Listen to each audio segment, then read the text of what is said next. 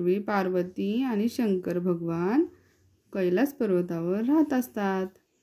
पार्वती माता घरी एकटीच असते. मग ती तिच्या गुहेची तिच्या राखण करायला कोणीच नसतं.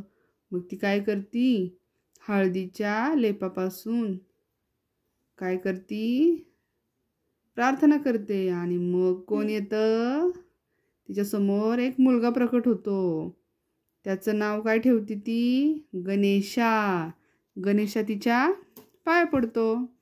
आणि मग पार्वती त्याला म्हणते, मी आंघोळ करते तोपर्यंत तू इथे बाहेर थांब, कुणालाही घरात येऊन द्यायचं नाही. मग गणेशा पार्वती माताने सांगितलं तसं करतो. तो गुहेच्या बाहेर थांबतो. आणि त्याला काय खायला आवडत असतं, लड्डू.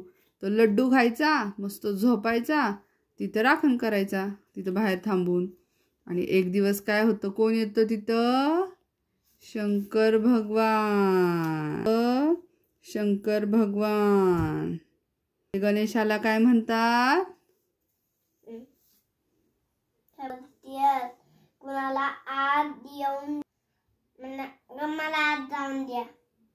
नाही जाऊन देणार आतमध्ये. माझी मातेने मला सांगितले कुणालाही आत जाऊन द्यायचं नाही. मग शंकर भगवान काय करतात, गणेशाचं मुंडकच उडवतात त्यांच्या त्रिशूळनी.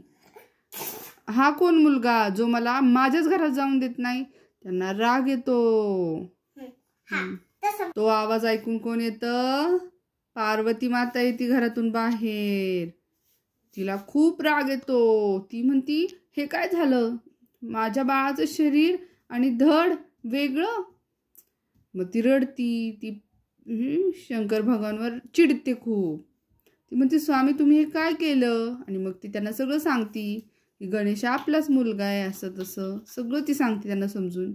मग त्यांना वाईट वाटतं. म्हणतात, अरे आपण हे काय केलं. मग ते काय करतात, त्यांच्या सेवकांना सांगतात. म्हणतात, आत्ताच्या आत्ता जंगलात जा आणि असं बाळ शोधा ज्याची आई त्याच्याकडे पाठण करून झोपली आहे. मग त्यांचे सेवक जातात त्यांनी सांगितल्याप्रमाणे. जंगलात जातात. मग त्यांना काय सापडतं, दिसतं एक हत्ती आणि हत्तीचं बाळ. तो हत्ती त्याच्या बाळाकडे पाठण करून झोपलेला असतो. मग ते सेवक त्या हत्तीचं तोंड वेगळं करून घेऊन येतात आणि शंकर भगवानकडे येतात.